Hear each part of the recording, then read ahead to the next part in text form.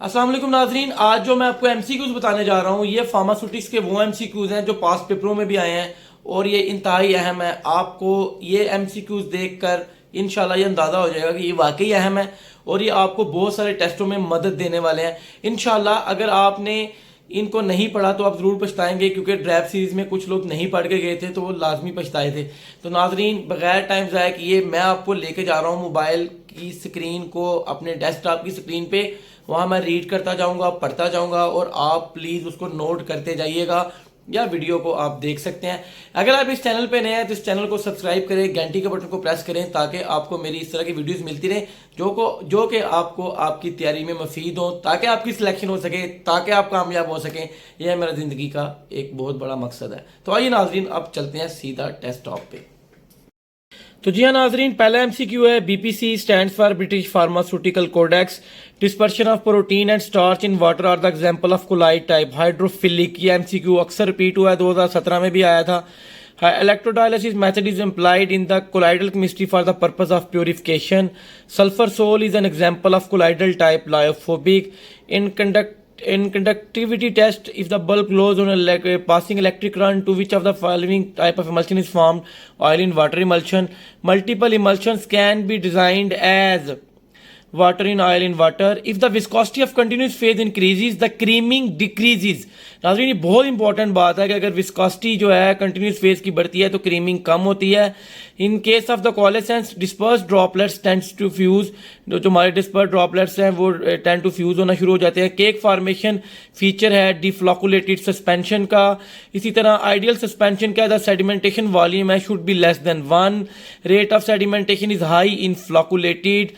थिक्सोट्रॉफी is a shear thinning system. यार ये बहुत दफ़ा एमसीक्यू है कि थिक्सोट्रॉफी कौन सा सिस्टम है, ये शेयर थिनिंग सिस्टम है।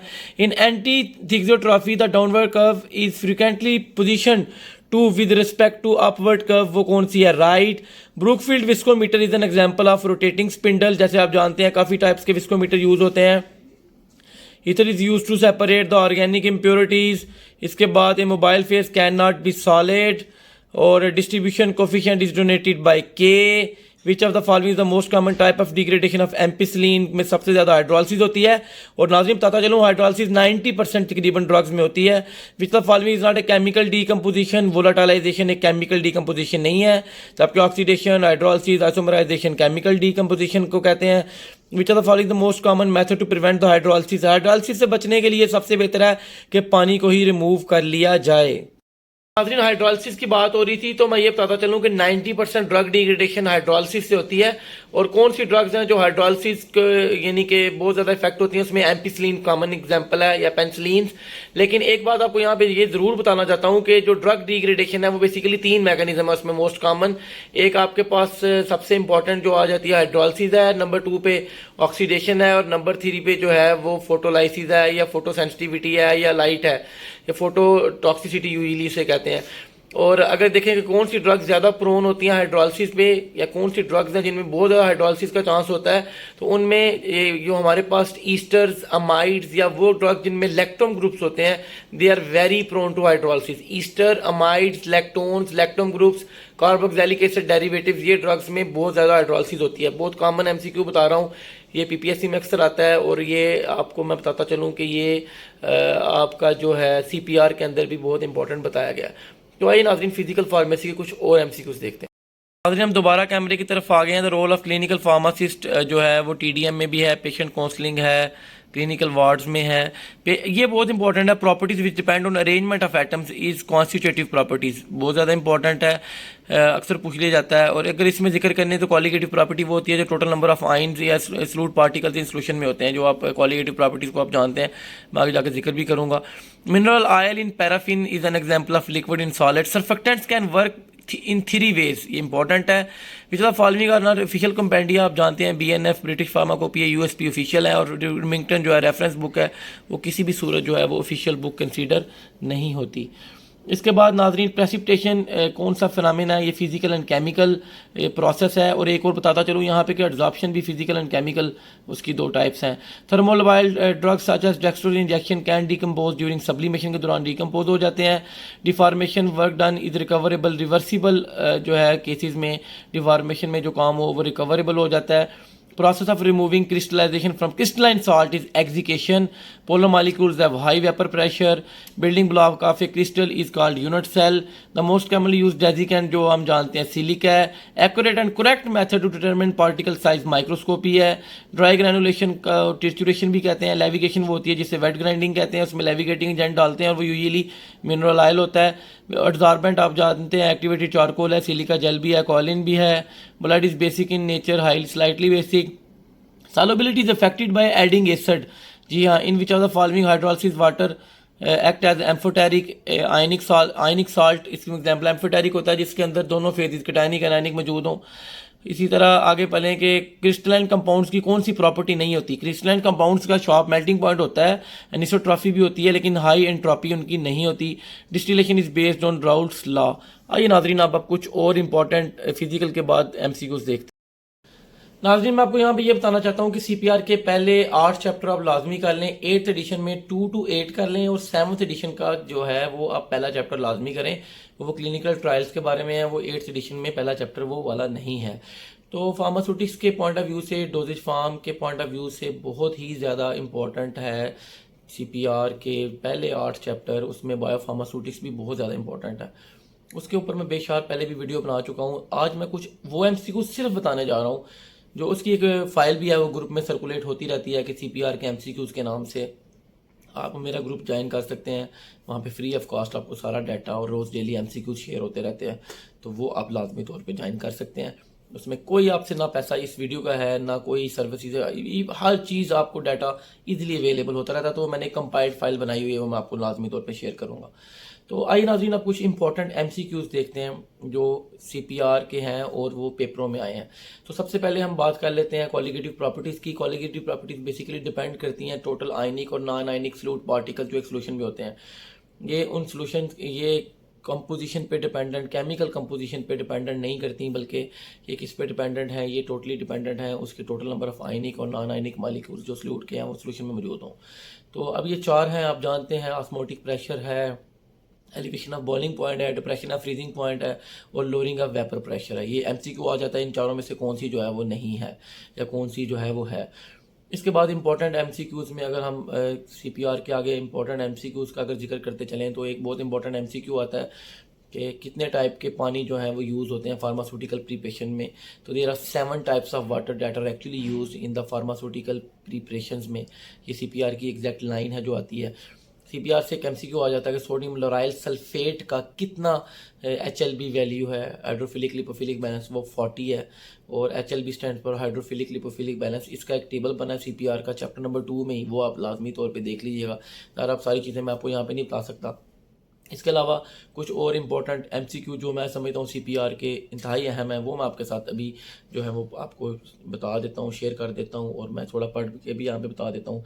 यानी उसके अंदर अगर हम इम्पोर्टेंट एमसीक्यू अगर देख लें तो वो एक ये है कि जी हमारे पास स्पिरिट्स और एसेंसीज जो होती हैं उसमें 50 to 90% अल्कोहल होता है. स्पिरिट्स और एसेंसीज जिनको कहते हैं उसमें 50 to 90% अल्कोहल मौजूद होता है. ये बहुत ही इंपॉर्टेंट एमसीक्यू है, मोस्ट ऑफ द टाइम आ जाता है. और ये अल्कोहलिक या हाइड्रोअल्कोहलिक सोल्यूशन ऑफ वोलेटाइल सब्सटेंसेस होती हैं. इसके बाद अगर हम आगे बात करें तो एक एस्ट्रिंजेंट्स का एमसीक्यू अक्सर आ जाता है कि they are actually work as anti perspirants, यानी पसीना खुश करने के लिए, जब पसीने की जो बदबू आती है उसके लिए ये इस्तेमाल होते हैं. और इनकी सबसे बड़ी बात यह है कि ये काज कंस्ट्रिक्शन, दे काज रिड्यूस सिक्रीशन करते हैं, कंस्ट्रिक्शन करते हैं और रिड्यूस सेल परमेबिलिटी करते हैं, प्रोटीन्स को प्रेसिपिटेट करते हैं. लोकली इनको हम यूजुअली जो है वो अप्लाई करते हैं.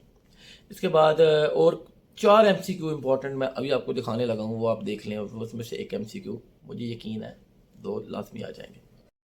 तो जी हाँ नाजरीन, यही फाइल है, ये मकसद दफ़ा शेयर कर चुका हूँ. ये बहुत इंपॉर्टेंट एमसीक्यूज़ है. Carboxy methyl cellulose is a non ionic या anionic. It is actually anionic material that is soluble in water and is usually use to increase viscosity के लिए यूज़ होता है. लिक्विड ड्रॉपलेट को डिस्पर्स फेज, इंटरनल फेज या discontinuous phase भी कहते हैं. और कंटिन्यूस फेज वो होती है जो डिस्पर्शन मीडियम होता है. एक्सटर्नल फेज या कंटिन्यूस फेज उसे कहते हैं. यानी जैसे फ़र्ज़ करें ऑयल है, वो कंटिन्यूस फेज नहीं कहलाएगा. अगर water in oil in water emulsion है तो उसमें वाटर जो है वो डिस्पर्शन मीडियम होता है. और आयल जो है डिस्पर्स फेज, जिसको इंटरनल फेज या डिसकंटिन्यूस फेज कहते हैं।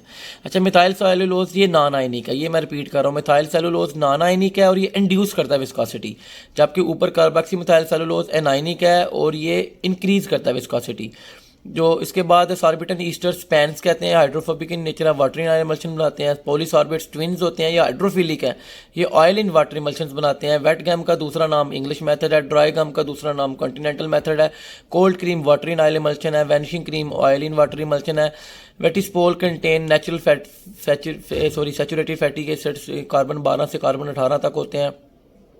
ट्रिचुरेशन आप जानते हैं मोटर एंड पेसल में करते हैं, और इससे होती है चट्टू वटा जिसे कहते हैं। पल्वराइजेशन बाय इंटरवेंशन क्या होती है कि सब्सटेंसेस आर रिड्यूस्ड एंड सब डिवाइडेड विद एडिशनल, इसमें कोई सॉल्वेंट डालते हैं, that is easily removed after pulverisation, कि हम सब्सटेंसेस को रिड्यूस करते हैं, कोई सॉल्वेंट डालकर बाद में सॉल्वेंट को रिमूव कर लेते हैं। और इसकी एग्जांपल है camphor is easily readily reduced after a small amount of alcohol or other volatile solvent is added, the solvent is then permitted to evaporate। Levigation में मैं बता चुका हूँ कि इसको वेट ग्राइंडिंग कहते हैं। मोटर एंड पेसल में अगर उसमें लेविगेटिंग एजेंट भी अगर कोई ऐड कर दें तो हम उसे कहते हैं लेविगेशन, और उसमें कॉमन एग्जांपल लेविगेटिंग एजेंट की मिनरल ऑयल है।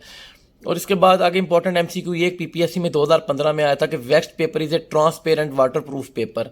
ग्लाइसिन जो है ये glass transparent moisture resistant paper है। White bond is opaque paper that has no moisture resistant properties.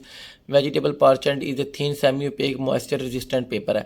Vexed paper कहा जाता है कि ये ट्रांसपेरेंट वाटर प्रूफ पेपर है। अगर आप ये फाइल पढ़ लेंगे या सीपीआर का दूसरा चैप्टर पढ़ लेंगे, सारी ज़िंदगी का मसला हल हो जाएगा। एम्प्टी कैप्सूल का नंबर है 000 तक, जिसमें हमारे पास जो है वो 000 to 5 है, जिसमें अंदर हमारे पास जो साइज़ रेंज आती है स्मॉलेस्ट वो 5 है, और 000 जो है वो बहुत बड़ा यानी सबसे लार्जेस्ट है। सॉफ्ट जेलेटिन कैप्सूल को हम प्लेट रोटरी प्रोसेस से या बाय द रोटरी या रेसिप्रोकेटिंग डाई प्रोसेस से जो है बना सकते हैं। लुब्रिकेंट की एग्जांपल है टॉल्क, मैग्नीशियम स्टीराइड्स और कैल्शियम स्टीराइड, बहुत इंपॉर्टेंट है। एडहायरेंट जो है वो reduce sticking adhesion of the tablet granulation और powder to the punches. Glidant जो है वो फ्रिक्शन को रिड्यूस करते हैं, फ्लो को बढ़ाते हैं। आर्टिफिशियल स्वीटनर का एमसीक्यू आ जाता है अक्सर के मैनिटोल जो है ये च्यूएबल टैबलेट्स में यूज़ होता है। मैनिटोल च्यूएबल टैबलेट्स में यूज़ होता है। सैकरीन का अनप्लेजेंट आफ्टर टेस्ट है, स्पार्टम आर्टिफिशियल स्वीटनर है, लेकिन ये मॉइस्चर और हीट के अंदर स्टेबल नहीं होता। कॉमन डिसइंटीग्रेंट के अंदर ये वीगम बेंटोनेट का अक्सर पूछ लेते हैं। क्लेज इनकी एग्जांपल है। सेलुलोज डेरिवेटिव्स में सोडियम कार्बोक्सी मिथाइल सेलुलोज है। स्टार डेरिवेटिव्स में सोडियम स्टार्च ग्लाइकोलेट है। कैपिंग जो है पार्शियल और कंप्लीट सेपरेशन ऑफ टॉप और bottom crown of the main body of the tablet को कहते हैं। लेमिनेशन ये है कि उसकी 2 या 2 से ज़्यादा लेयर्स बन जाती हैं। पिकिंग में यह है कि रिमूव हो जाता है सरफेस मटेरियल टैबलेट का। स्टिकिंग में यह है कि वॉल्स के साथ वो स्टिक करती है। मॉडलिंग में यह है कि अनइक्वल डिस्ट्रीब्यूशन ऑफ कलर हो जाती है। फैसिलिटेटेड डिफ्यूजन के अंदर एनर्जी नहीं चाहिए होती। पॉलीमॉर्फिज्म होती है, एक से ज़्यादा फॉर्म में जब वो एग्जिस्ट करता है। ये 2 एमसीक्यू बहुत इंपॉर्टेंट अक्सर आ जाते हैं। Relative bioavailability the systemic availability of the drug from dosages form as compare to reference standard. Reference standard से जब कंपेयर करते हैं सिस्टमिक अवेलेबिलिटी ऑफ ड्रग को सेम रूट ऑफ एडमिनिस्ट्रेशन से, इसको हम रिलेटिव बायोअवेलेबिलिटी कहते हैं। मेरी चाय बीच में ठंडी हो गई जी। Bioavailability studies are performed for both approved active drug moieties and therapeutic moieties not yet approved for marketing by FDA के लिए यूज़ होती हैं। आगे बायोफार्मास्यूटिक्स में फिजियोकेमिकल प्रॉपर्टी ऑफ ड्रग देखते हैं, और डोजेज फॉर्म उसका यानी कि आप कह लें एडमिनिस्ट्रेशन से लेकर सिस्टेमिक एब्जॉर्प्शन तक देखते हैं। Molarity number of moles of fluid पर लीटर है, तो molarity number of moles of fluid पर लीटर है। नॉर्मेलिटी जो है वो ग्राम इक्विवेलेंट वेट पर लीटर है। ग्राम इक्विवेलेंट वेट क्या होता है कि molecular weight of the compound divided by it's valency, hydrogen या हुआ चाहे जो है, तो वो जब ग्राम इक्विवेलेंट को लीटर में करें तो दैट इज नॉर्मेलिटी। अक्सर एमसीक्यूज आ जाता है। फिर मोलैरिटी है number of moles of fluid पर केजी ऑफ द सॉल्वेंट जो है वो है, और मोल फ्रैक्शन जो है जो टोटल नंबर ऑफ कंपोनेंट्स जो मौजूद होते हैं N1 N2 N3। इसके बाद कुछ इंपॉर्टेंट इक्वेशंस की बात कर लेते हैं। तो माइकलिस मेंटन इक्वेशन जो है वो हमें एंजाइम काइनेटिक्स के बारे में बताती है। हेंडरसन हेज़लबर्ग इक्वेशन हमें पीएच ऑफ द सॉल्यूशन के बारे में आइडिया देती है। लॉ ऑफ मास एक्शन हमें केमिकल काइनेटिक्स के बारे में बताती है। नाइस विटनी इक्वेशन जो है वो हमें रेट ऑफ ड्रग डिसोल्यूशन के बारे में बताती है। राउट्स लॉ जो है वो हमें सॉल्यूशन की प्रॉपर्टीज़ के बारे में बताता है। सेडिमेंटेशन स्टोक्स लॉ जो है वो हमें सेडिमेंटेशन के बारे में बताता है। इसके अलावा मैं अगर और कोई एमसीक्यू इंपॉर्टेंट समझता हूँ तो फिक्स लॉ वो है वो हमें रेट ऑफ डिफ्यूजन के बारे में बताता है। तो नाज़रीन, अब मैं आपको ये बताना चाहता हूँ कि ये डोजेज फार्म भी होगी, और बायोफार्मा के एमसीक्यूज़ के लिए मैं आपको एक मशवरा दूंगा कि बायोफार्मा के एमसीक्यूज़ बहुत परफेक्ट प्लेटन में लिखे हैं, आप वहाँ से जो है पढ़ लें, क्योंकि किसी भी एग्जामिनर के पास इतना टाइम नहीं है कि वो चुन चुन के इसमें एमसीक्यू बनाए। तो अपलैटन से pharmacy, pharmaceutical chemistry, pharmacology, pharmacy practice, pharmacy के पोर्शन 7वें एडिशन से आप लाजमी तौर पे कर लें और कुरान शरीफ के एमसीक्यूज़ भी देख लें। आज नाज़रीन मैंने आपको कुछ इंपॉर्टेंट एमसीक्यूज़ बताने की कोशिश की है। अगर आप ये एमसीक्यूज़ करेंगे तो इंशाल्लाह इसमें से कुछ एमसीक्यूज़ ज़रूर आएंगे। और ये जो सीपीआर की फ़ाइल है, अगर आप ये फ़ाइल चाहते हैं तो आप हमारे ग्रुप को ज्वाइन करें ताकि आपको ये फ़ाइल वहाँ पे शेयर हो जाए। वैसे मुकर्रम अनीस या अज़हर भाई भी इसके पास भी ये फ़ाइल्स मौजूद होती हैं, वो आपके साथ शेयर कर सकते हैं। अगर आप इस चैनल पे नए हैं तो घंटी के बटन को प्रेस करने से पहले चैनल को सब्सक्राइब करें। अपना और इस मुल्क का ख्याल रखें। अल्लाह हाफ़िज़।